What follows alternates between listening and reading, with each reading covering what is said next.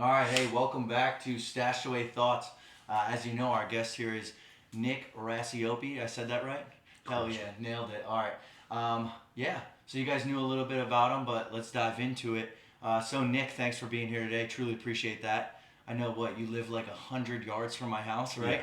Yeah. I bet you I could throw a football clean over my house from here. You know what I'm saying? Like Uncle Rico. Yeah. Okay, Uncle Rico vibes with the football. I like it. So as we know, you are obviously a Marine. We'll touch on that, and then you've dove headfirst into the comedy world.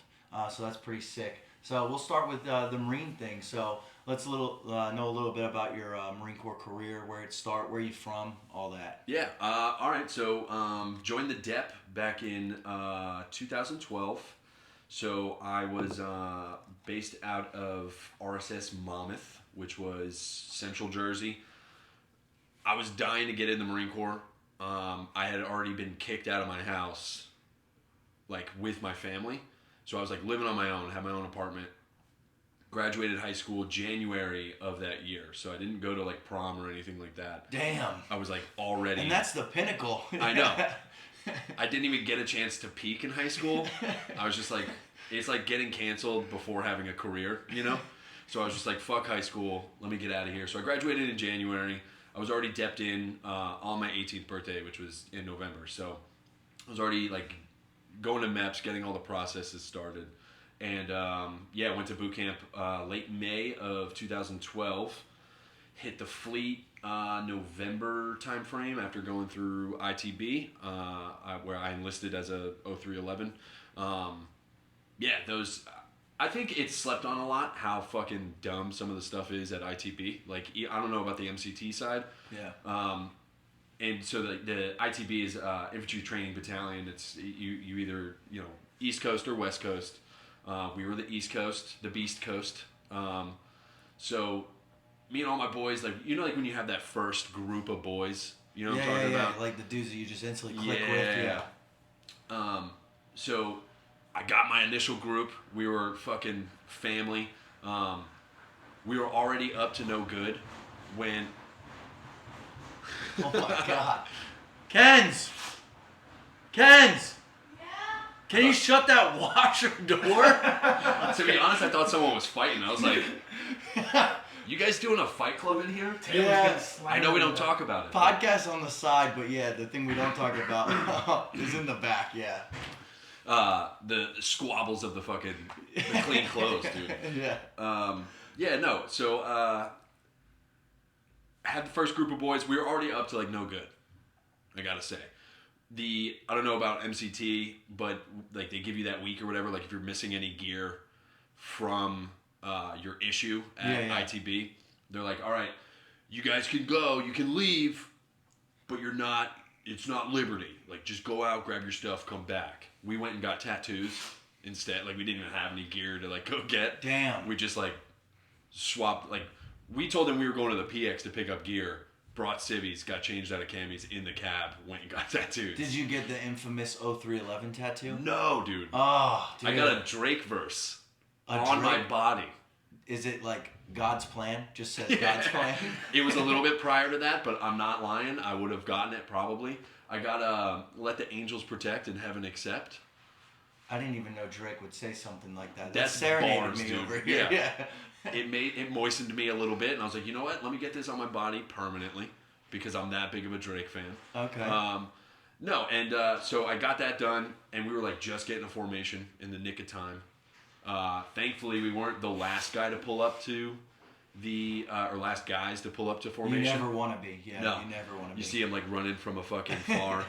Dude, and They just caught Uncle Rico's football. Yeah. Coming back with the pigskin. Yeah. So I finished up ITB where I would go to 1st Battalion 9th Marines, or sorry, no, I said 1929.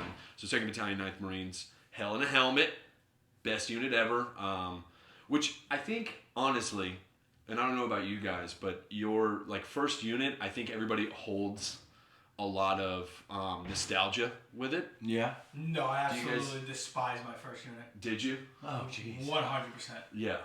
Because when I look back on it, I remember how terrible it was, but I also remember how fun it was because everything was new. That's true. You know? Yeah, I mean, you're an adult with money, and you're like, you just hit the fleet. You're like, I can. I mean, show me in the rule book. It says I can't do what I want. That's true. You know? I mean, mine was a little different because I was already married and had a kid. So, like, me being, like, I just did my job. Yeah. That was it, if I'm being honest. It wasn't that I was a goody two-shoe. I love to go out and drink and have fun with the dudes and whatnot. But mine was just do your job, and that's it. Yeah. I didn't even know. I really didn't even know what the, like, upper channels of command were. I just knew my corporal and my sergeant. That was it. Yeah. They also, dude, to be honest, because you were motor T at the time. That's what you've always been. Yep.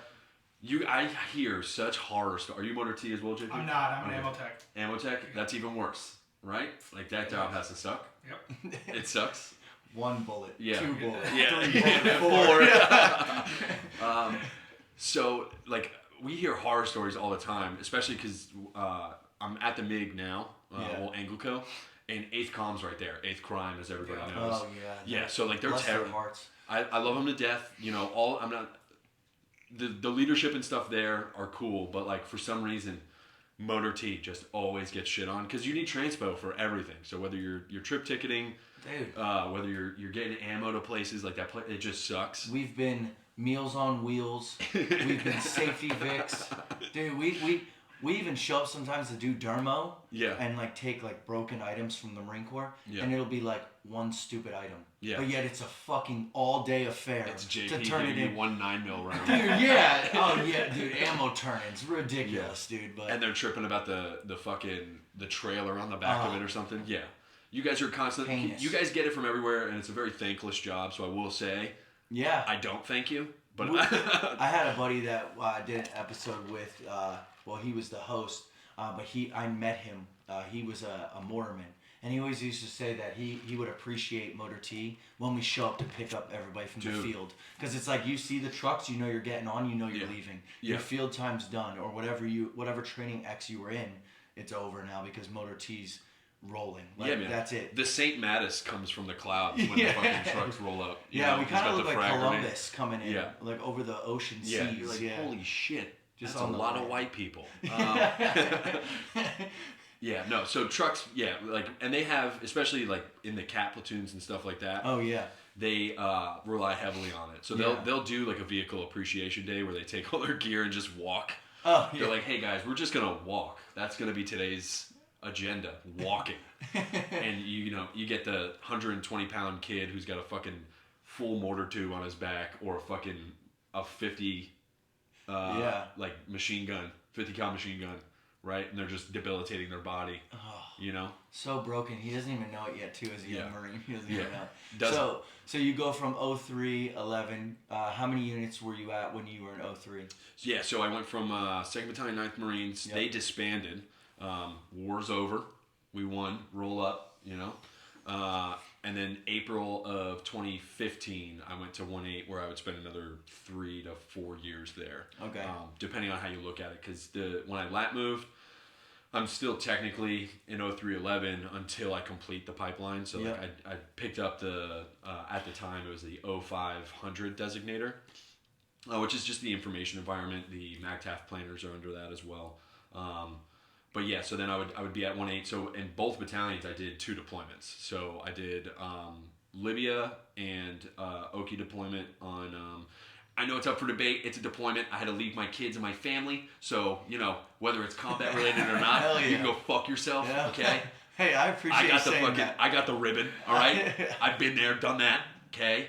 To be honest, those deployments, the only people who get scared are the wives. Because they're like, we just don't want you spending all of your yen on the weekend, Because like you're now supporting a like single barracks Marine lifestyle. Like I gotta buy food. I could go to the chow hall, but I don't want to eat their fucking Krabby Patties all goddamn day. Yeah. The to-go line rips. It's cool. We're all right with it. Were you on Hanson? No, I was on Schwab. Okay. Oh, that's even worse. So, because probably at the time you only had like sumo burrito. Yeah. Like down near the little beach. Yeah. So I was lucky for my 2 UDPs. You just flooded my brain too. Yeah. I haven't heard sumo burrito in like probably years, and I just went, fucking my brain's getting bigger. Yeah, you already knew your order. You were like, I'll take a number 2. side of rice. Yeah. No, but yeah, I was on Hanson for both of mine, and like right there was Kintown. And as a young Marine, I was like, oh, dude, I'm still collecting BAH. Yeah. Because I kind of played the system where my wife went back to Philadelphia. So You played it smart. yeah, so then I was collecting BAH from Hawaii. Yeah. So $3,000 BAH, single. Allegedly. Single, yeah, Allegedly. All yeah, right. a single married Marine. Mr. Biden. Yeah. Honorable Biden. All right. I was going to Kintown and just being silly as fuck. Like I got tattoos in Oki for no reason. Yeah. Like in reality. Yeah. But no, that's cool. So then the 0500 field, like you said, you became. I know you said it falls in the informational group. It also has to deal with special MAGTAF planners. But what is your specific MOS now? So I'm a Influence Marine. Influence specialist. We cover like psychological operations and civil affairs. So we kind of do a little bit of both.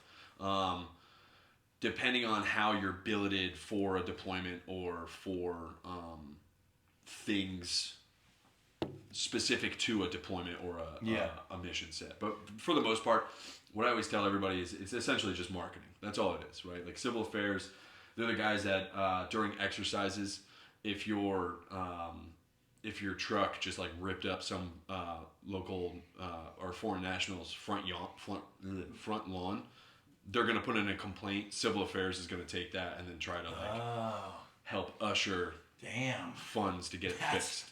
That's what happens. Yeah. Oh my god. Yeah, you get a finger shaking at you, and they're like, pissed about it. They're gonna be like, this cost $2 million to fix, and we're like, I don't think so. And they're like, all right, you got me. It's like $5. Can you guys give me at least $5? We're like, I think we can do that. Yeah. I think that's. I started looking for my money from Oki, and I was like, shit, it's in Kintown. That's pretty cool, because I don't think I've ever actually sat down and talked to somebody that's in the PsyOps field that deals with civil affairs and all that. That's pretty cool. Was that something you wanted to do? Yeah. When you lap moved, or was it like, I just got to get out of the 03 field and move on? I had looked at all the options. I'm a pretty fit dude. The only thing that sucks is I'm not mentally fit. I had a 103 GT score for the listeners who aren't in the military. Wait, and you think that that's unfit? 100%. What's yours, JP? A 112. Yeah, see? He can do anything, anywhere. I can do any MOS. Mike, are you hitting a fucking 96 or something right now? You know what? I'll say it loud and proud. I'm a fucking 98. That's what I'm talking about. More 98. That's more T. All you gotta know is park, drive, neutral, and reverse. That's it, baby. Know 4 letters of your alphabet. Bang. And, to be fair, he practices it on his POV. Yep. Every day. Yeah. In fact, when I was just saying park, drive, neutral, reverse, I'd actually think of the letters. That's me being real. That's when the 98 kicked in. If I had the 100, I would have knew them right away. But yeah. It was the SpongeBob. He's like looking through the file cabinets. Dude, no. What's my name? No, that's really cool. So yeah, you lap moved with your GT score, and it was something that you wanted to do. Yeah. So like, thankfully, after all the most of the technical jobs like EOD. It was like a 110 GT score. You could get a waiver, but I was like, I don't know if I want to, lose fingers and stuff. Like that doesn't sound cool to me. For 110. Yeah. Why not lose fingers at 98? Yeah. You know what I'm saying? Those are the guys you want. Yeah. Those are the guys you want. So then they ended up coming to 1.8 at the time. I had just finished up my 4th deployment. I was like, I'm a little burnt out. I don't want to really go combat instructor because it's just going to be rinse and repeat. I'm going to burn myself out there. And they came and they were like, hey, we do special operations deployments. And I was like, I'm listening. And then they were like, well, we also like to ruck all the man stuff you like of the infantry. We do that stuff. I was like, I'm still listening. And they're like, oh, and by the way, we have tons of money for our bonuses. And I was like, I'm totally in. Hell yeah. I don't care what I have to do. Sold. Yeah. Is there butt play? Like, is that a non-negotiable? Right? And obviously, everything I say, I know I am a United States Marine. It is not affiliated with the United States Marine Corps. I am not a spokesperson for it. All of this is in a joking manner. Except for the butt play. Except for the butt play. I will take that rigorously. Take it. Yeah. Damn.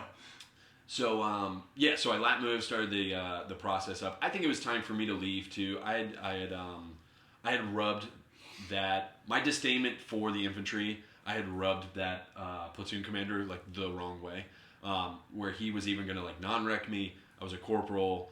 I went to J-Dub as camp tax. Oh damn! And like my platoon sergeant was like, well, if we keep you here, like he's gonna non-rec you. You're not gonna pick up sergeant. So I was just like super frustrated with the situation. Were you an instructor at J-Dub? Yeah. Oh damn! I did J-Dub. Yeah, that probably place one is of the best times. Yeah, it's a hidden gem. I mean, the dog that was there was looking for a bear. Yeah, a golden lab. That picture of somebody writing on him while he's laying on the ground, I took that picture. Like, it's on my phone. Damn. I took that picture. Yeah, that dog had been through hell and high water, but no quit. Yeah. Talk about a Marine's Marine. Yeah, and then it's Millie, that dog. Millie sucks too, the white dog. She would always bite us. She would latch on to one handsome Marine, swear to God. One handsome Marine as they like rotate through. That's probably why I didn't see her at all. Yeah. I wasn't the She fucking hated me. Damn. She's like, yeah, you crooked nosed fuck. I don't want you. Whoa. I am also of bird. Yeah, dude. With this thing. And what's crazy is, so I'm gonna look at the camera. My nose goes to the side, so like I can smell my ear. Oh. Yeah, so like I see it now. My shit's like legit broken. Right? So I'm looking at JP, right? But now if I go like JP's this, only my nose looking at your nose. Yeah. So he's just been looking How'd you down do that? the bridge. It's just been broken. I don't know. I don't remember You when just it broke. caught your mom's pelvic bone on the way Yeah. out. Yeah. She was like, "Oh my god!" You were It like, was the "Oh." scene. Yeah, it's from Ace Ventura, the second one. Oh, He goes to the yeah. wild and he's coming out of the rhino. Yeah. Yeah. So I wanted to make the lat move. I was super stoked on it. Went to the Q course, did all that stuff. There's a couple of follow-on courses, and then did once I completed the full MOS pipeline. Like 2 months later, had to fill as a team leader for the job. Did that deployment, which was really like obscure. So like the normal deployments, you go somewhere, you're with the Gen Pop infantry. It's like if you do a couple of exercises, you come back to wherever you're based out of for the deployment. And so that one, like I got chances to go to like Africa and like really kind of stretch my legs on the like MAGTAF's reach. And that's actually, so you had Andrew Harrison on. Yeah. I was on that deployment with like, damn. so like we worked in the same building. The one-legged warrior. Yeah, Mr. Bioman himself. Yeah, his knee's wild. He told us he had to like charge it and it's Wi-Fi, and he wouldn't be allowed in. We work out at Stone Bay. We work at MARSOC, and he wouldn't be allowed to bring it in the building, I don't think, if it's got Wi-Fi on it. He'd have to do like a rent-a-scooter or something, but yeah. It's crazy. I met him. We've been good buddies for a while. I met him at Wounded Warrior. Yeah, that's cool. He's a good dude. He's funny. So, all right. So then we know, obviously, so currently you're still in the OPSEC field, right? If I'm saying that right, yeah. Information, it's like the information realm. Okay. You have like information-related capabilities, which are now just information capabilities. Yeah. And where do you work now? So I'm at 2nd Anglico. Okay. Air Naval Gun Liaison Company. Nice. It's super fun, super tight-knit family. I would call that unit. I never knew that's what Anglico stood for. Yeah, Air Naval Gun You knew Liaison that, JB? Company. Yeah. Bullshit. I saw you look. Yeah, I feel like that's cap. Yeah. No, they're right next to MARSOC on the East Coast. I was there for 6 years. So yes, I knew that. Okay. All right, fine. All right, yeah. All right, man. No Don't reason get in mad front at of us. my fucking Don't face. get mad at me. God damn you, JP. You know what? You stay silent over there for the rest of the episode. Yeah, you better watch it, dude. He's got white Air Forces on, right? Not only does he have white Air Force on, then he's got the joggers, and then he's got this fucking jersey. He won't give it up, dude. He won't give it up. Nope. Every week he comes in and we do an episode, and he's got this stupid fucking Rangers jersey on. If the Rangers are playing, the jersey's on. Okay, fair enough. Whatever. Is it hockey season? Oh god, you asked the wrong guy. JP doesn't watch like anything but hockey. Like that's it. That's it. Okay, so over at 2nd Anglico. So now transition into what you're like next upcoming. You're on the rise as being a stand-up comedian. Yeah. So what got you into that? Did that come from somewhere in your family where maybe you cracked a bunch of Thanksgiving dinner jokes and everybody was like, you should do this? Yeah. Or was it like you're married, right? You said? Yeah. Yeah. So or was it your wife being like, babe, you should really try this out? Like how'd you get into it? Yeah. All right. So I'm gonna go ahead and say it. it definitely came from my need for attention as a kid. Right? Okay. I had a rocky childhood. Laughter has always kind of been the way I deal with shit, and it's honestly just carried through my life. Like we all know, you have some hard hike or like a hard workout. There's nothing better than like being sarcastic on how easy a workout is, or like just making light of something that's very shitty. Yeah, you're absolutely crawling to the finish line, but you're like. At least at least my fart got me there. You know what I'm saying? Like it's propelling me across the line. Yeah. Something of that nature. To be honest, I think I'm just still trying to hold on to some of my childhood shit, you know? And so I just bring that to stage. It was a good outlet. I remember one of my first, I was adopted when I was in 5th grade, and essentially that was just me and my best friend. His family had like taken me in when my mom couldn't, and I never really met my dad. Yep. So I'm the blackest white dude you've ever met. Okay. Yeah, like he went to go get milk. Yeah, and then was cigarettes. Pack cigarettes. Yeah, probably Newports. Yeah, we're talking Jersey, so probably Newports. Never came back. Yeah, so once I got adopted, like I remember we did one night a talent show. My brother did like magic, and then he was really good at it. Okay, my brother's really good at magic.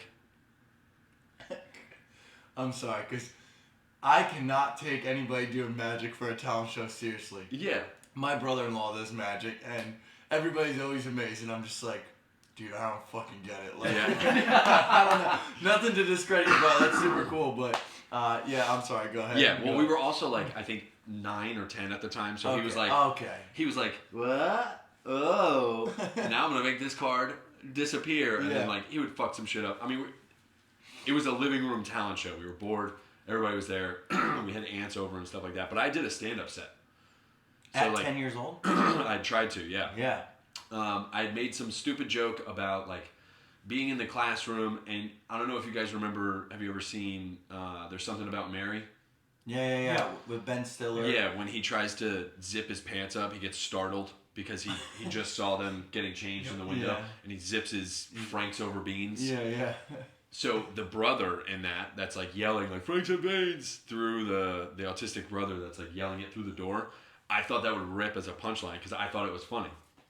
So I like came up with this whole story on how I had like gotten scared in the classroom because I thought my fly was down, and when I went to go zip it up, I got my Franks over beans, and I bombed in front of my whole family. Like it was not funny whatsoever. They were like, "All right," and like gave me like the like courtesy laugh or courtesy clap. You got the weird uncle in the back. It's like, hell yeah. Yeah, hell yeah, brother. I'd like to see that. Yeah. Can you show us? Yeah. Prove it. Yeah. Oh, dude, that's super funny. One of the hooligan shows we had, a dude got called out for being a pedo. Like he's on stage. Yeah, so he had done stand up, right? So he helped. So there was a portion of it where we were doing kind of I don't know if you watched Kill Tony, but we had done like a minute of stand up, and people could sign up at the door as they came through, and then we would just call their name up randomly. The dude goes up, he bombs, and then his lawyer who defended him in the case just happened to be there. Went up, signed himself up, and then just called him out as a pedophile. Used the whole minute to be you like, can't do that. I don't know. Yeah. Isn't that like client? Whatever it's called? Confidentiality or something. The immediate excitement you're getting was a room full of almost 200 people going, "What the fuck?" Oh, so we're watching this dude break the code of lawyers, right? Calling this guy out. He gets up, runs out. We're all like, dude, there's no fucking way, because everybody, like, people know this guy from the music community. Turns out, completely true. Oh, he was like charged for shit, right? Man, that's a rough one too. So somebody had yelled, "Prove it," and we were like, "What do you want us to do? Put a kid next to him, so he can be like, look how much I'm not touching him." And you're like, "What the fuck?" Send him to the ball pit in McDonald's. See how long he stays under. He's just fucking, oh god. You're like, that guy dressed up as Grimace over there, he's been humping some of the kids. You're like, wait a minute. Grimace the Menace. Yeah, dude, absolutely. Yeah, no, so I started, I guess that would be my first introduction. It was the thing before I knew that was something I really wanted to do. And I'd always watched SNL. I love, like, I think sketch comedy is some of the best form of comedy because you're essentially doing, like, short films. Yeah, and there's a lot of, you can correct me if I'm wrong, there's a lot of improv into that. Yes. Like, all the time, I think I get more laughter out of seeing, like, the characters on the skits start laughing. Because they know it's about to be hilarious. Yeah. They just feel it. They know what they're about to say. And they feel the ridiculousness of the sketch. Like, Bill Hader, I think, is one of the best. He's phenomenal. Impressionists, improv. No, he's phenomenal. Great writer. I love him in even his small piece right in the beginning of Pineapple Express. Amazing. Beast Knees Item 9, dog. Yeah, I just love that. He's like, yeah. like, it's just like, dude, he's just jamming. He's got a crazy range, too. Because, like, he's one of those cool dudes that can do both drama and... Oh, yeah. A very slept-on scene from Bill Hader, too, is in It, when they're fighting Pennywise. Yep. Oh, and he's not supposed to look at the light, and then he's just like... Yeah. Like, even the mannerism he did... rewatch that scene when he just gets frozen we'll have to do that. by the light. Yeah. It's one of the funniest things. You're not supposed to be laughing in a horror movie, but, like... I thought it was hysterical. I think it's one of those ones that you can laugh at. Yeah, it makes fun of itself. It's very aware of what it is. Of what it is. No, that's cool. So, do you? I mean, so now, flash forward to now, how many shows have you done? I'll say that I've been doing comedy for 2 years. Okay. So, tons of shows in between, open mics. Realistically, like, the currency is stage time. Like, above all, I'll do shows for, like, next to nothing, but as long as I can get 10 minutes in front of a crowd, like, that's a win for me. And, because you said that it kind of, at 10 years old, it kind of probably came natural to you to put yourself out there. So, what's the hardest part been thus far for you, like, pursuing this and continuing to do it day in and day out? Writing, 100%. Like, taking the time to write. Yeah. Think of original thoughts. I think a lot of people, like, will misinterpret what they see as an original thought. Because you're getting influence, especially now in social media, you're getting influence from everything. You see a funny sketch, you see a funny fucking Instagram reel, and you're like, oh, that is a funny concept. But to, like, think of no shit, original idea, like, I'm thinking of it, I'm making it, I'm not bringing this reel to a stage. I'm bringing, like, what I'm thinking. And that's gotta be hard too, because like you said, like, social media today is everywhere. Yeah. And it has such a wide reach. Because I'll be honest, I get most of my laughs from, like, watching Bobby Lee and Andrew Santino. Yeah. Watching Bad Friends. Well, yeah. Oh, dude, I love it. And I listen to them all the time. But when I can see them in the reel, I feel like, it's that much funnier. Yeah. Why won't you let me go? I want to go. Dude, he does the Stephen Hawking on Epstein's Island. Yeah. Oh, yeah. Hilarious. Now, Andrew Santino, I think, is one of a kind, in my opinion. Yeah. So I guess that leads me to my next question. Whether it was growing up or currently, who's your favorite comedian? I think it changes with, I guess it's kind of like your music taste, right? Like, you can have a Mount Rushmore from a time period in your life, and then that will, like, eventually change, right? I think Bill Burr, Tom Segura, Dave Chappelle, Dave Attell, all, like, God status comedians. Yeah. Mostly because they had hit and, like, really started to pick up fame when stand-up became a very niche thing, and the real ones who had actually put work into becoming a no-shit stand-up comedian rose to the top, and then the ones who were doing it just to book, like, acting gigs and things of that nature fell to the wayside because they weren't writing anymore. They were just doing it based off of their name. But the guys who have, like, tried and true call themselves, they are a comic first, not an actor. Ralphie May, I would say Ralphie May will always be an influence on me. Tom Segura, his storytelling is fucking crazy. And then even, like, younger comics now, like Ralph Barbosa's slow pace, Shane Gillis. Everybody's talking about Shane Gillis. He's fucking. Shane Gillis is I funny. just watched his stand-up. Oh, he's Which phenomenal. The one on Netflix. Yeah, Beautiful Dogs. Beautiful Dogs, yeah. We have It's a guy so that good. works Hilarious. with us in our S6 that went to high school with Shane Gillis. Oh, that's crazy. Yeah, and he was just as funny in high school. Like, Yeah.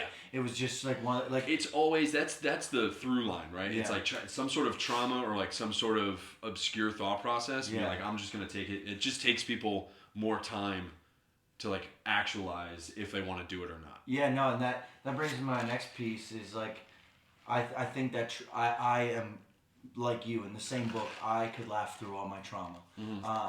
I didn't have the best childhood either.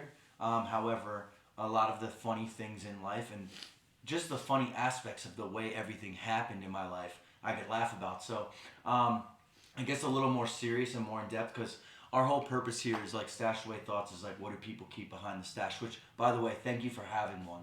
I grew it just for this. It wasn't because of No Shave November whatsoever. Dude, it's good looking. It's good, dude. Yeah. Dude, Thanks. My mustache just whispered to me and said it's jealous. Yeah. And we Yeah, just got to do better. Hey, would you fucking hurt Yeah. This fucking guy on? So I guess like the more deeper thought is like, was there ever a moment in time where you wanted to give up? Was there ever like? Oh yeah. Because I feel like that's what some goals, even the NFL players, they'll say like, there was a time in my career where I was like, this is it. But with your career just starting, trying to balance the military, family, and pursue a dream of yours, was there ever a time where you were like, I can't do this? Like, I gotta pick one, I gotta pick two. How does this work? So, if you could take us through that. I would equate my life right now to the craziest game of Twister. Okay. You know, I'm trying to keep my right hand on red, right foot on green. Left foot, I'm just going to go through all the colors, so just bear with me here. Left ball in purple, but it's not. It's like over and under. I'm hipping in, because I also do, and I help out at my martial arts gym. I help instruct the Muay Thai kickboxing program. I also do jiu-jitsu. So like, along with my own development in martial arts, I'm also instructing, and then the podcast, fucking comedy, you know, having a healthy work and life, home life balance. Yeah. It can be a lot. And I would say, I'd be lying to say it doesn't feel like failing more times than not. But I think that's what's really cool about pushing through some of that. The best comedians and the best Marines, right, are the guys who understand the situation is not the best. You're not the best. There's always going to be someone who's maybe doing it a little bit harder than you are, a little bit better than you are, getting more laughs than you are. But so long as you're making your, you know, incremental progressions. You're taking your wins versus Exactly. comparing to the other wins. Yeah. No, I like that. Comparison, I like that a lot. I think, is a lot. Comparison is a career killer. Yeah. Because, like, you can only go at your pace, right? Yeah. And, you know, consistency and your, like, discipline in what you're trying to do is what's going to get you there, right? Oh, yeah. I remember the first time, and I'm not, like, saying this to brag, I got laughs my first stand-up set. Yeah. I got some chuckles, right? Well, I didn't blow the room up. I didn't crush, right? But I got laughs. And I remember that night, the booker who I would become friends with at Dead Crow would tell me, like, hey, man, good set. Hope to keep seeing you around. And that was, like, just enough to, like, all right, let's try this again. Because I went by myself, and I was like, I can't do this. I can't. I signed up. I'm nervous as fuck. I feel like I want to throw up. The anxiety is crazy. Because you're taking all these thoughts that you thought were funny, and now you're kind of releasing them to an audience. And you're hoping they find it just as funny. And that's the crazy thing about comedy, is that the moment you think, like, the moment you write to like make an audience laugh, you're already behind the curve, which you eventually learn is you need to write stuff that you find funny and make it consumable to an audience, right? You have to package it in a way that, again, because there's a setup, there's a punchline. That's joke writing. Setup, what is the, you know, who, what, when, where? What is the flipping thought to that? That's usually what makes people laugh, right? And there's different kinds of writing, right? Like you have Bill Burr does a lot of the like anecdotal or comparative, right? Like a lot of his best bits are like,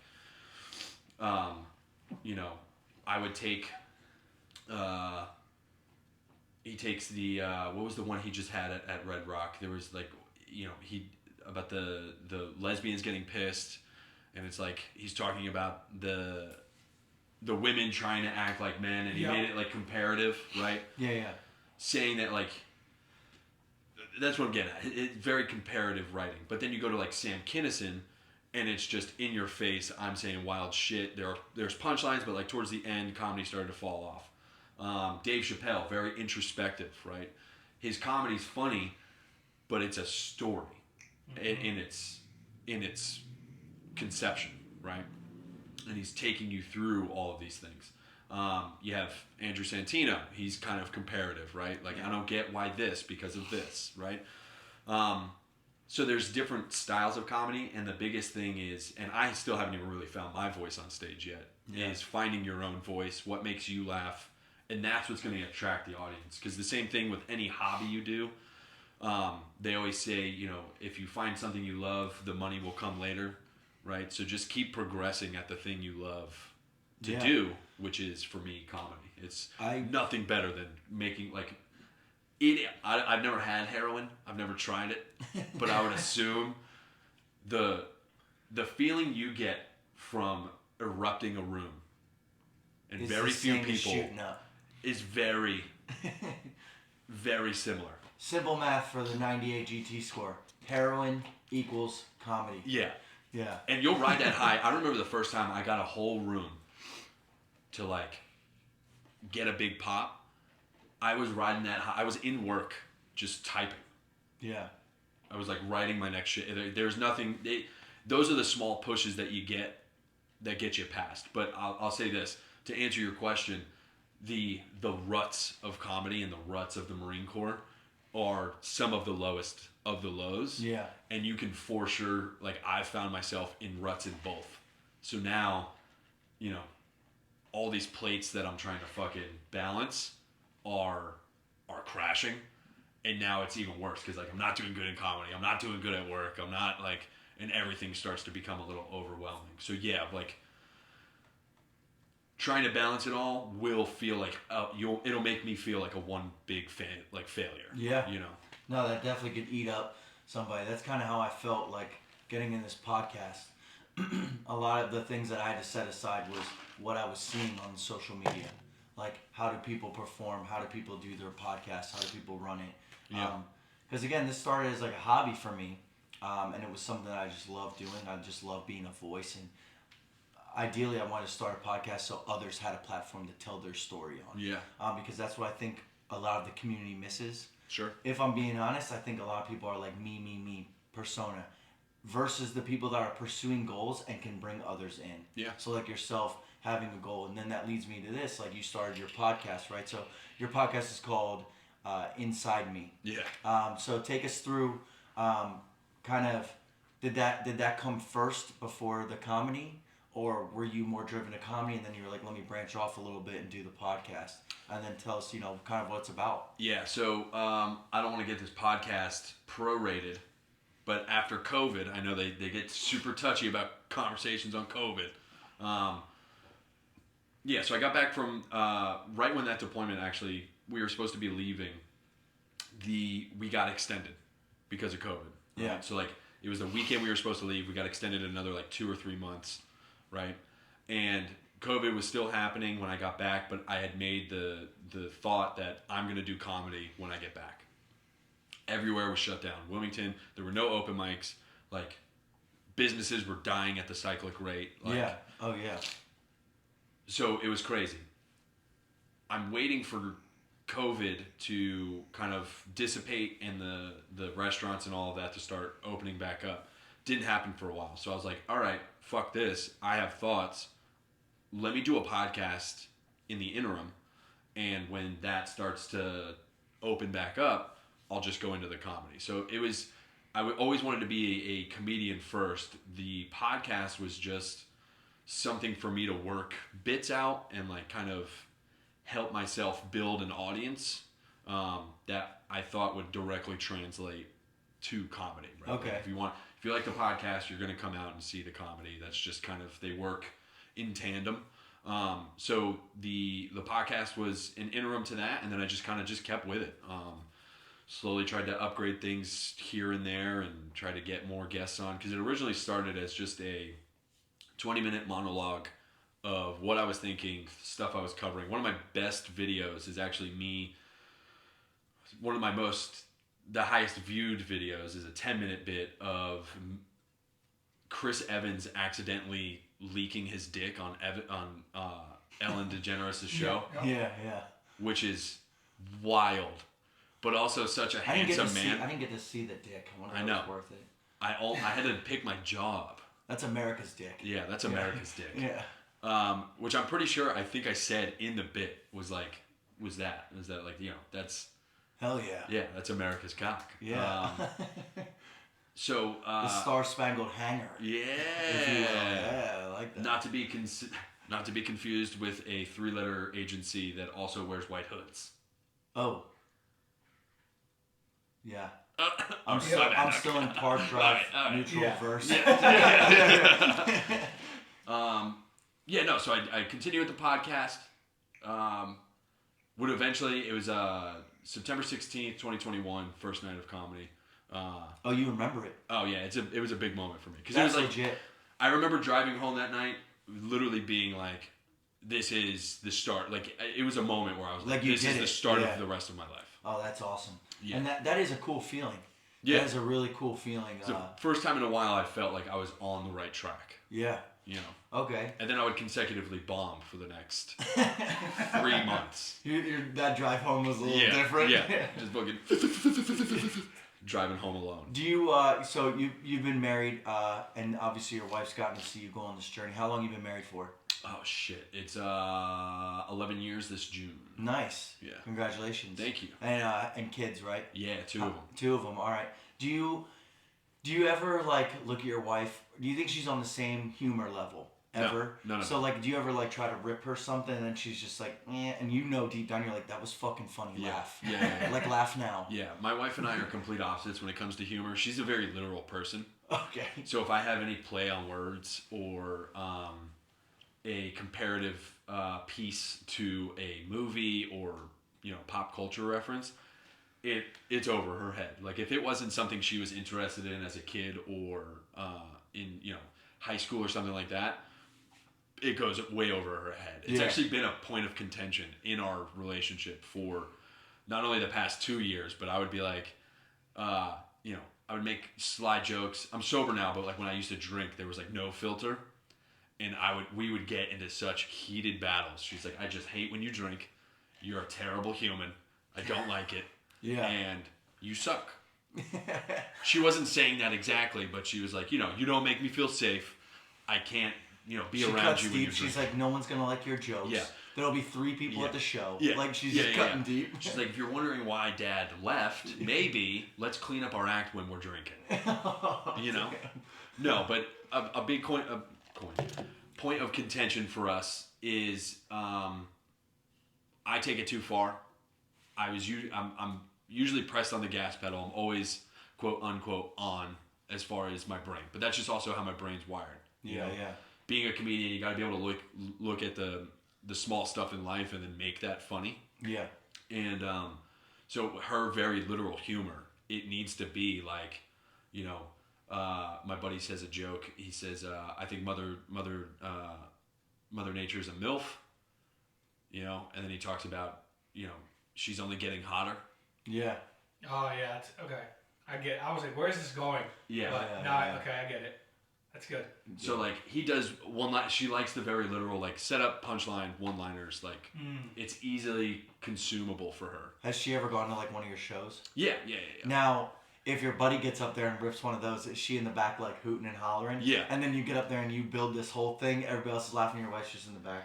There's a couple of times where I'll bring shit up that she may not have thought I was bringing to stage already. Oh, God. Yeah, like I talk about, I just recently got a Spanish barber, and I'm like, yeah, I've been called Dad, I've been called Father. Oh, I just saw this guy. But I've never been called Poppy. You know? Oh yeah. Now I get why all the like Puerto Rican guys get their eyebrows done. It's like, just do whatever you want to me. Yeah, you know? yeah, Like, just, I don't care. Just keep calling me Poppy. Fucking choke me. Yeah. So, you know, some of those bits, she's like, all right, I get it. Like, you know, you're a guy. You're going to talk about, you know, a female barber that you go to. Is your wife white? No, she's Dominican and Filipino. Island gal. Oh, but she's definitely pissed at those jokes. That is such a weird mix. Yeah. What makes it a weird mix, JP? Go ahead. I'm Dominican. I can say that. Yeah. Yeah. Dominican and Filipino, that is a weird mix. 100%. And if you asked her that, she would say yes. Yeah. Okay, fair enough. Well played. You're talking about Caribbean. Two islands. And, yeah. It's Caribbean and two different hemispheres. So if you meet in the middle, you're in the ocean? No, you'd be at the bottom of Africa. Yeah. You'd be like near South Africa. Whichever way you went. If you went that way, yeah, like Africa. If you went the other way, then like Texas. Yeah. Oh. So where's she from? She's from New York. Yeah. She'll say New York. I was hoping you were like Texas, and then JP would be 100% correct. She grew up in New York, and then like high school age, which I like to think is, when I tell people where I'm from, I was born and raised in Jersey, but I feel like when you're growing up, the age you went to high school, like those middle school, high school, that's where you should say you're from. Yeah. Because that's where you're like most influenced on your adult personality. Oh yeah. There's a difference between getting crack in Philadelphia or getting crack in Connecticut. Yeah. So like if I was getting crack in Philadelphia during my high schoal years, that's where I grew up. You'd probably still be there, dude. Yeah. That Shane Gillis bit where he's like, you need to find copper. Yeah. No, Doing that's side cool. quests. So how did you and your wife meet? At the RSS. So she was actually supposed to join. She had some hiccups. Oh. I had already went through boot camp, and we were talking before I went. I was like, all right, well, if we're still talking when I get back, I'll ask her out. We'll make sure we like kind of make it official. And so we started dating when I was on boot leave. Yeah. And then so I've technically been with my wife my whole Marine Corps career. Oh, that's so awesome. It's 12 years together, but 11 to. We appreciate that. Yeah, it's pretty cool. Yeah, it's sick. Yeah. To be honest, I will say, the hardest part of everything that I'm trying to do is forgetting that I have like a loving wife who's like there to support. Oh yeah. And you rely on their support so much that you forget that they're there, and it sucks because you're like, that's my main man, that's my big cheese, my slime. You know, I mean, even for us to do these episodes here in my like computer room, like my wife works right there. Yeah. So right now where she's at, she just took the kids and went to the store. Yeah. And like it's always been that. Otherwise, she takes them upstairs in the room and they play and keep it down and all that so they don't get picked up on the mics or whatnot. Sure. But that right there is just one small sacrifice for me to take on my goal. Mm-hmm. So I can definitely appreciate you saying that. And it sucks because she's already pissed that like I deploy I've had 6 deployments. Damn. And they're not like stopping. You know? Yeah. So 6 deployments. So my Marine Corps job already takes me away. Yep. I'm constantly doing like overseas exercises, shit like that, like small trips, schools, right? And then now I do comedy, and so now when I'm home, I'm still leaving the house. So like I'm still not here, you know? So that was a big, balance for us is like, what do you need from me? And going to therapy, I would say, is one of my best stashed away thoughts. Yeah. I thought I didn't need it for the longest time. Oh, I'm right there with you. Turns out, it's been a blessing, right? Yeah. I'm the same way because like through all my trials and tribulations, my wife was actually the one that was like, she gives me the time. Mm-hmm. I could vent to my wife. She'll give me the ear and she'll listen.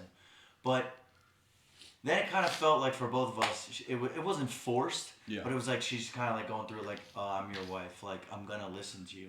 But I kind of needed somebody that doesn't know shit about me. Yeah, doesn't know anything about me, and I could say something, and they could tell me if that's off the wall or not. Yeah. So no, I definitely appreciate you saying that. Yeah. Better help if you want to. No. Yeah. Oh yeah. If you guys want 20% off, use Stash Away Thoughts podcast for 20% off. Better help. I wish that was real. No, we have like 2 small sponsors that really help us out. Iron and Ink is one of them. I always try to wear one of their shirts. They're a really cool little company out of Florida. And then the other one's Mad Rabbit Tattoo, which is I shouldn't say tattoo. Mad Rabbit. They have their tattoo aftercare. I always say the tattoo part. They're not a tattoo shop, but they do all the aftercare stuff. But it's pretty cool. But enough about that. Yeah, so... No, promote it, dude. Yeah. Mad Rabbit. Yeah. Nick's doing Get it your for us. cream. Yeah. Hell yeah. Get your creams. Yeah. And warm them up for you. That's all you Hot lotion. If you want a vat, JP knows what I'm talking about, Yep. right? We get that Bix on the chest. You can just now have tattoo aftercare on your chest, right? No Vicks. You like shirts? Do the shirts. Iron and ink, Woo. right? Hit up Stashed Away Thoughts. Yeah, oh yeah. Yeah, I appreciate that. Look at that. Damn, you want to join our team or what? I can, dude. Hell yeah. I'm all for it. Look, I think going back to like the comparative stuff, I think everybody's trying to compare themselves to stuff on social media, and I think that is the downfall of your own career. You're so busy. It's so hard not to though. I If know, I'm being honest. and it's a slippery slope because you're looking at other podcasts, you're looking at other comedians or other Marines, right? Like, there is nobody that hates on fucking Marine Corps influencers more than me. You know? Oh yeah. I try shit. Anytime I come across one of their profiles, I'll scroll down and just throw a very fucking throwaway one-liner, right? Like they'll be doing pull-ups, but in the background you can just see people like getting bitched out in the back. It's like, shouldn't you, instead of be doing, filming your asshole while you're doing pull-ups, shouldn't you be, correcting your shop's deficiencies? Yeah. Like in the back?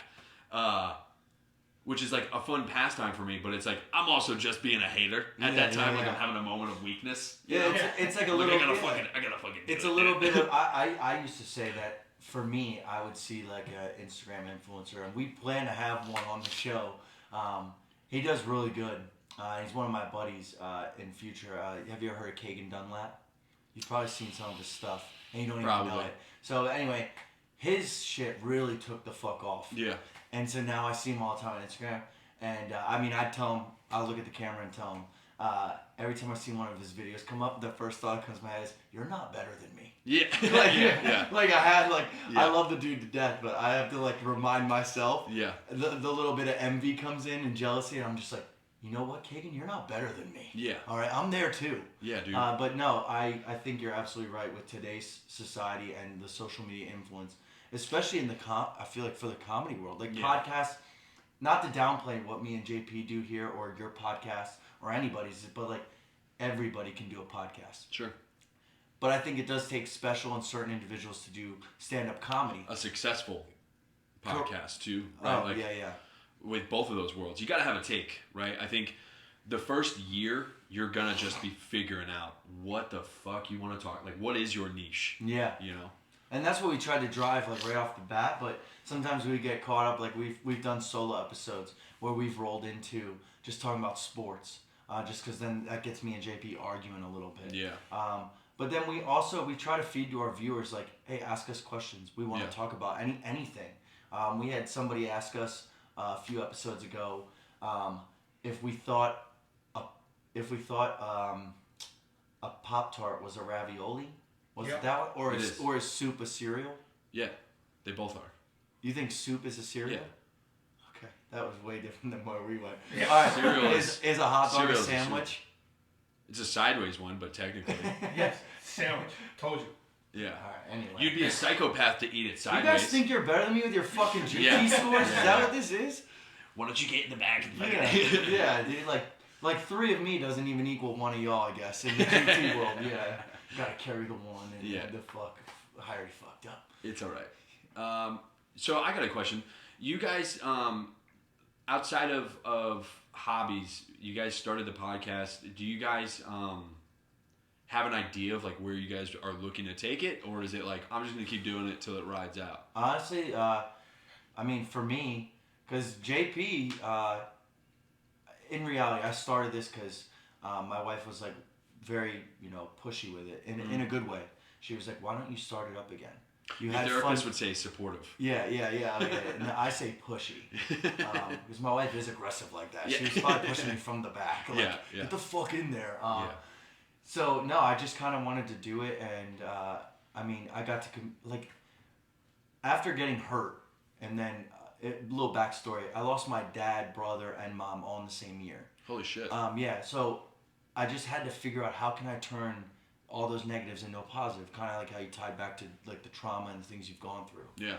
So I was like, man, I've had tons of platforms to tell my story on and like really get it out there for like the mental health community. Like I became a suicide intervention specialist for the Marine Corps. I've done it 5 times. My most recent one was last year, where like I actually get called in to intervene on somebody's suicide attempt or ideations or anything like that. But in hindsight, I was like, hey, I want to do this. I was kind of timid because of social media. Yeah. I was like, how do I make a podcast? I listen to like Theo Vaughn. I listen to Bobby Lee and Andrew Santino. I listen to Joe Rogan. I listen to Shane Gillis podcast. I listen to, I think it's Tiger Belly, where it's Bobby Lee and his, I think, late girlfriend. Ex-girlfriend. But anyway, like all of those podcasts I listen to, I'm like, damn, I would love to be that. I would. But that's that comparative thought where it's like, the one difference between me and them is that they already have the fame and the money. Yeah. So it's like, here I am with these 2 vintage little chairs, some, mics that my buddy hooked up with. And to be honest, the piece I was missing was somebody to sit there so I didn't have to do all the things while trying to actually communicate with a guest or somebody else. And JP was like, oh, dude, can I like do it with you? So it was a blessing in disguise that I hate to say that about him, but yeah, it was a blessing that he stepped in and was like, oh, I want to be that dude. Like he wants to learn stuff. He wants to, see what it's about. And yeah, so then we just kind of started going, and here we are now. I did it I kept the same account, just changed the name, kind of refurbished things, got new mics, actually did film for it. A lot of time before that, I wasn't doing any of that. So, but a lot of it was the comparative things. That was my instant defeat. Yeah. I prolonged doing a lot of this because looking at those guys that are famous with their reels. One podcast I love to listen to, but I love watching the reels even more, is the Almost Friday podcast.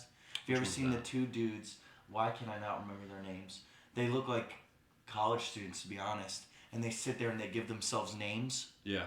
And he'll be like, all right, I'm Alan Butchmacher, whatever. And I think I know who you're talking about. It's like that darker haired kid. Yeah, and the one guy's curly headed guy. Yeah. Their shit to me is hilarious. Yeah. But again, they've got a really good reach right now. So I could sit here and lie and say that, yeah, I wouldn't want to be famous one day for this.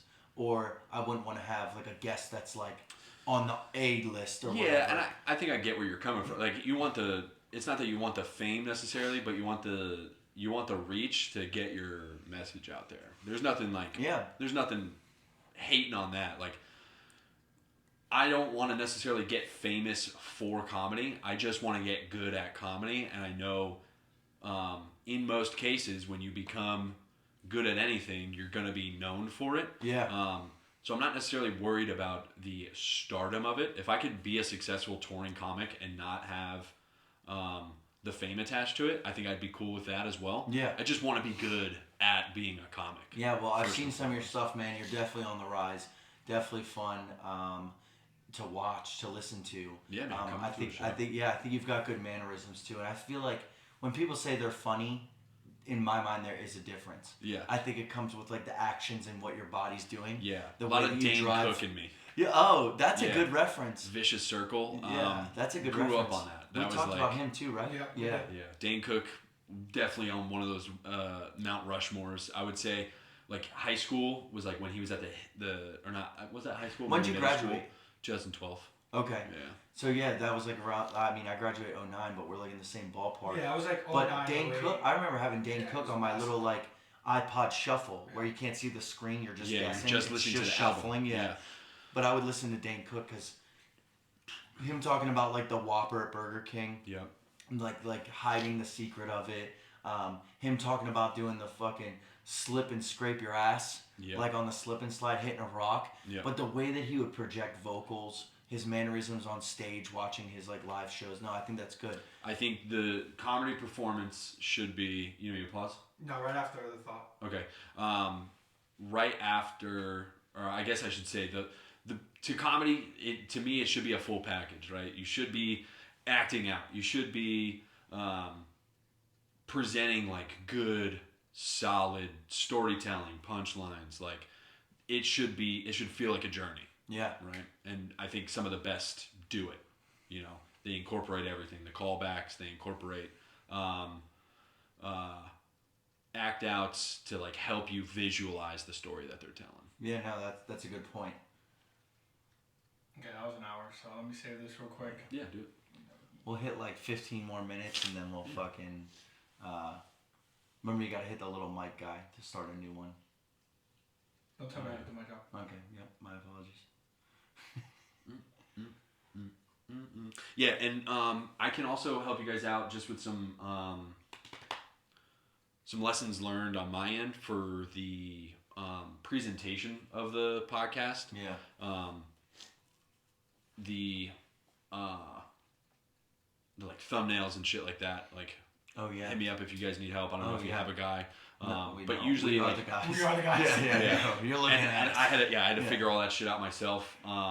You know, how to like essentially Photoshop your thumbnails and like making them feel different each one, so it doesn't feel like it's a copy and paste. But yeah, man, you hit it on the head. I think getting to a spot.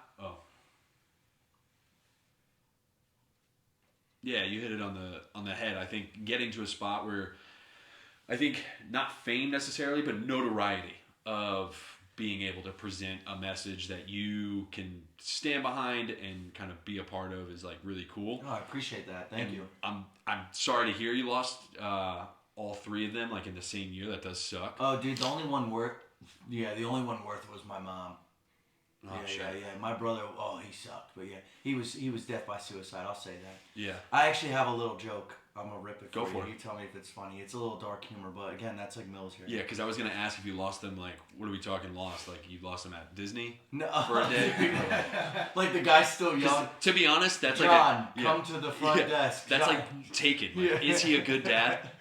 How many times can he lose his family and still be a good dad? And still hold on to the good values. Yeah. And, yeah. No, so yeah, my mom was cancer, and that was hospice. That was it made it easier because of the other two. My dad, I also didn't really know. I was the only next of kin they could locate. Sure. So they called me one day, November 23rd of 2019. They called me. I'm driving to the Tennessee versus Mizzou SEC football game. Holy shit. And they called me and they're like, "Hey, is this Mike Scott?" I was like, "Yeah." And they were like, "Are you the son of Bill Scott?" And I was like, "I am."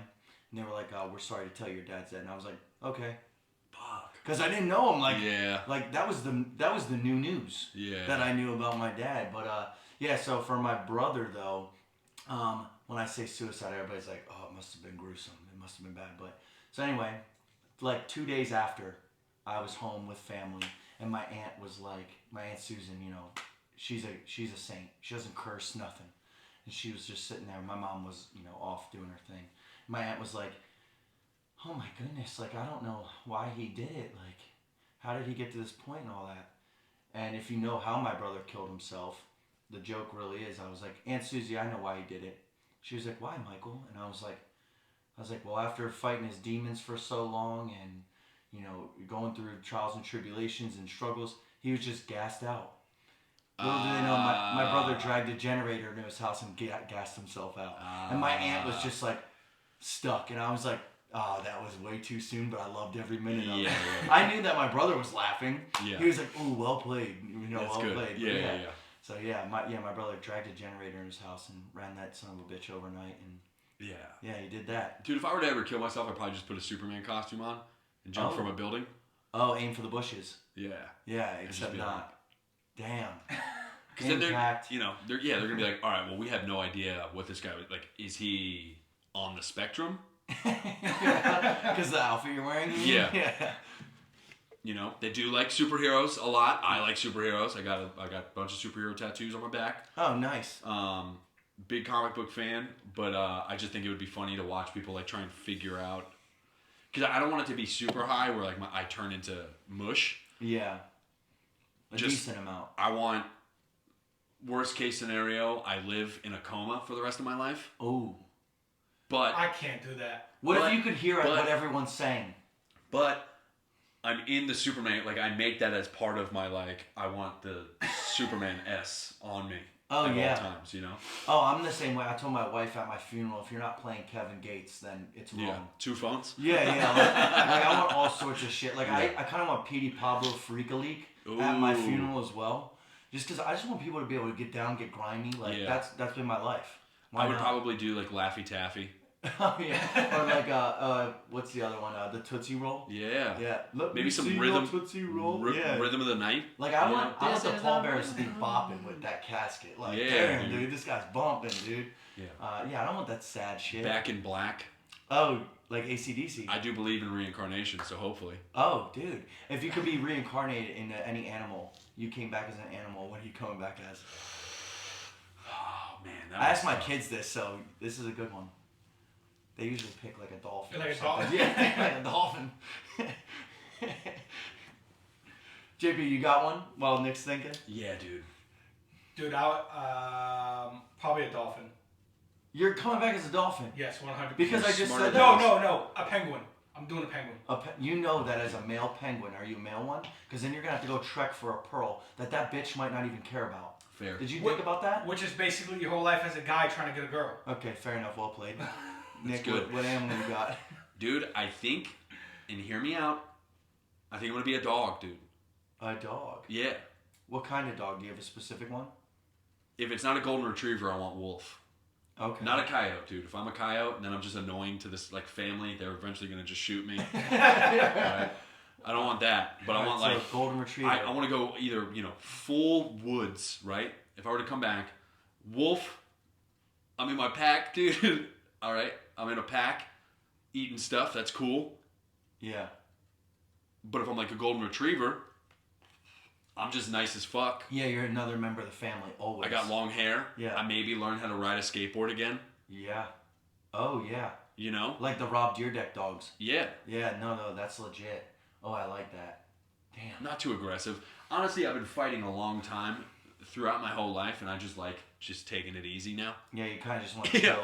Yeah. Yeah. I just want to chill. I'm tired of the fighting. Yeah. Almost like if you were just like a lap dog. Yeah. Like a corgi or something. No, because I don't want to be like prey to a fucking big bird, you know? Like a condor flies over, picks up a corgi. Yeah. Like, oh, there goes Nick. Oh, shit. And then what am I supposed to, like, I have these short legs. I can't fucking... You're like a corgi in Alaska, and a bald eagle is just coming and taking you. I've never Like, seen a corgi in Alaska. The fucking vultures and turkeys that just chill on our roofs over here. Oh, You yeah. know what I'm saying? Yeah. I have a little fucking Red Rider. I give him the what for with that motherfucker, dude. I lever action and I'm just coon. Yeah. Coon. I'll fuck those things up, dude. I hate those turkeys. Damn. Turkeys or vultures. I don't know what the fuck they are. I don't hunt. I'm not a hunting guy. Oh, neither am I. Yeah, I I think know a that bunch of has to people do at with where work we that do. grew up. Yeah. I didn't like- touch a rifle until You didn't I was in hunt, the did you, Marine Corps. JB? No. No, yeah. Which You is gotta go crazy. to like North Jersey for that. Or like extreme South Jersey, right? Like south and like towards. Yeah, towards Pennsylvania. Yeah. Okay, yeah, like the north of Pennsylvania. Do you do? Is it how many? Is it North and South Jersey, or is there a Central Jersey? There's Central Jersey. Okay, thank you. Yep. The fucking biggest argument, the biggest contention people have, and I fucking hate this argument, is like, yeah, you've never seen it. It's fucking north. There's that middle area, and then South Jersey. I'm like, yeah, what the fuck do you call the middle area, you fucking dumbass? It's it's Central Is Jersey. it Taylor ham or pork roll? It's pork roll. Stop. I'm done. It's What's pork wrong? roll. It's pork roll. No, it's not. You're wrong. No, it's Taylor ham. That's the company that makes it. It's always been pork roll. You know what? When you look at, hey, Is that what the P stands for in JP? Pork roll? No, it's not pork roll. It's Taylor ham. when you refer to a desk, do you say, oh, this is my Lenovo desk, or is this a desk? If I spent a lot of money on it, yeah. Because Lenovo it's desk. Taylor ham. What's ham? It's rolled up pork. It's Taylor It's ham. the meat. It's the Taylor ham, egg, and cheese. It's the meat. Salt, pepper, ketchup. All right, dude. Salt, pepper, ketchup. Agree to disagree that you are wrong. No, you know? yeah. This is 2 against 1. Oh, how the turns have tabled. Yes. You know, because you guys disagreed with me on something earlier. How does it feel now? Yeah. I don't remember what the topic was, but all of a sudden it was 2 100 and above GTs versus a 98 over here. And I'm just taking sides of whoever. Yeah. I'm here third Nick is party. wrong. Nick is that. I am a that Ronin. third party. Yeah. No, that's sick. Hey, well, I think we'll wrap it up here. I think we had a good episode, and no, I appreciate you. Walking like we said, 100 yards. An Uncle Rico throw. Yeah. I appreciate you coming from Uncle Rico's throw distance away to be here to stash away thoughts. Appreciate you. I know you got some shows coming up. How can people reach you spill it on out. Get your word out there. Let's hear it. Perfect. Where's my camera? You guys can reach me at Nick_at_night. That's at as in AT. That's on Instagram. I'm also on Twitter, same handle, and Facebook. You can reach me, Nick Racioppi, NICKRAC 0908. That's my fucking email, I think.